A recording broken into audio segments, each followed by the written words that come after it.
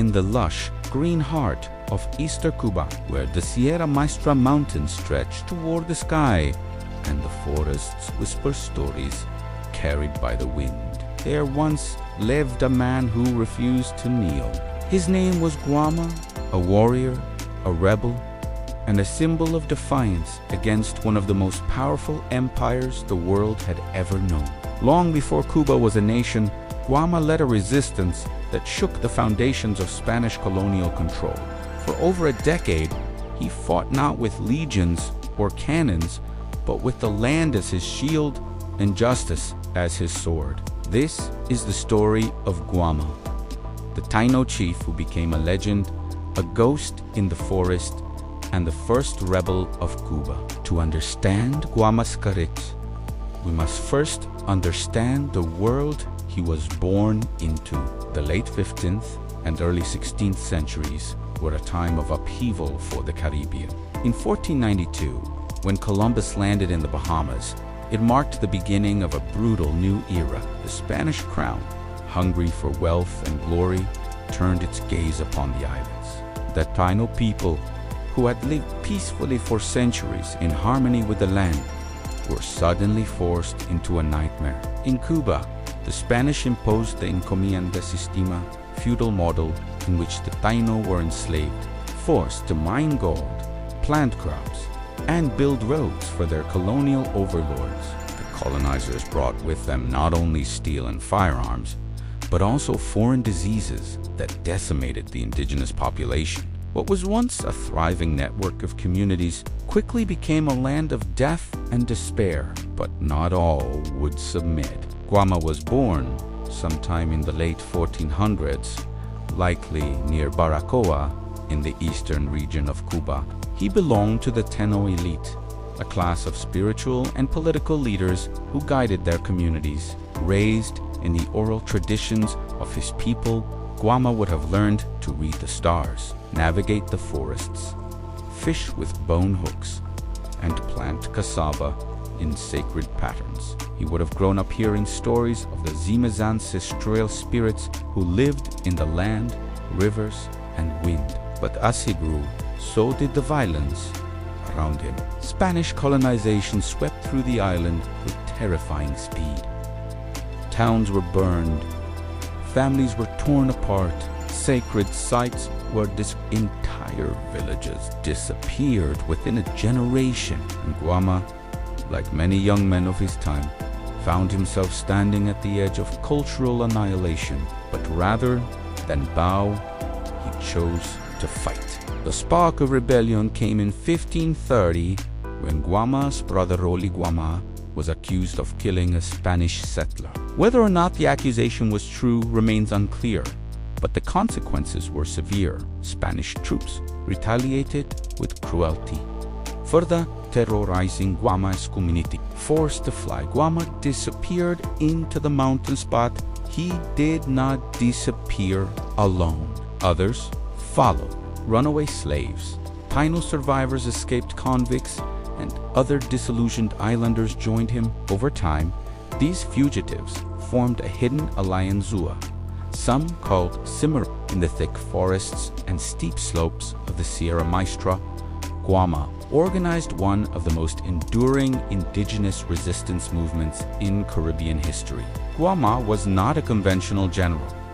He had no fortress, no navy, no treasury. His army wore no uniforms and used no traditional battle formations. Instead, they moved like smoke elusive, swift, and unpredictable.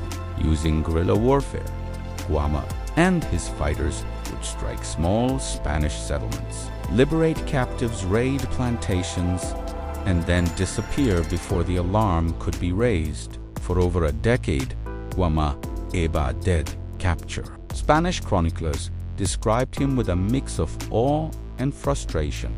They couldn't understand how a rebel armed with little more than stone tools and local knowledge could evade an empire that had conquered Aztecs and Incas. But what the Spanish saw as savagery, Guamá turned into strategy. His deep understanding of the terrain gave him an unmatched advantage. He knew every river crossing, Gidan Valley and cave system. He used signals, camouflage, and misinformation to confuse his enemies. His warriors traveled light, using bows, clubs, and guerrilla ambush tactics. Spanish search parties were constantly misled, ambushed, or worn down by the harsh landscape. And it wasn't just about tactics. Guama's rebellion was rooted in something far deeper: cultural survival. In his forest camps, Taíno language, spirituality, and customs were preserved. His people sang old songs, carved sacred zemis, and told stories around the fire. In resisting colonization, Guamá also resisted cultural erasure.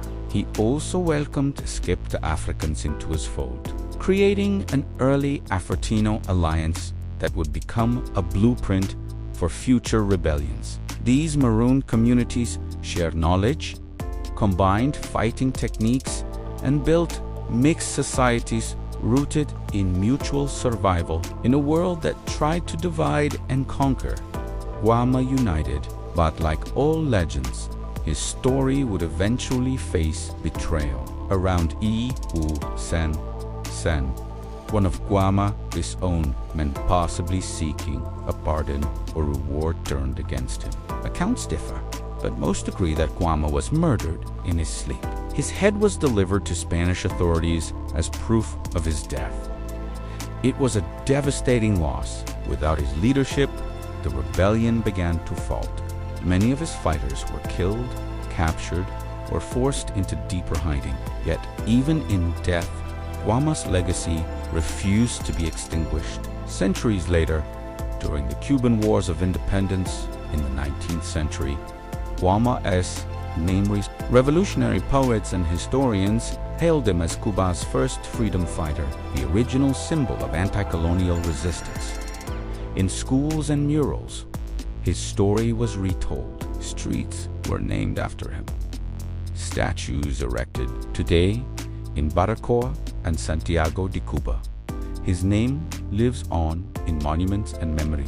But perhaps his greatest monument is the spirit of resistance he helped ignite. Guamá proved that you don't need to be born into power to change history. You don't need an army or a crown. You need courage. You need vision. And you need a reason to fight. His war was not one of conquest, it was a war for existence. A war to keep alive these songs, names, and memories of a people targeted for extinction. In that sense, Guamá didn't lose because we are still telling his story. We remember him not just as a rebel, but as a protector of the sacred, a leader who stood against impossible odds, a warrior whose footsteps still echo in the forests of Cuba. When we honor Guamá, we honor all those whose stories were nearly erased. We say their names, we light candles for their memory, and we carry their fight forward in classrooms, in protests, in the ways we protect our own histories. So the next time you walk through a forest or feel the wind on your face, remember Guamá. Remember the warrior in the trees, the rebel in the mist, the first spark of Cuban freedom. Follow for more history they never taught us in school.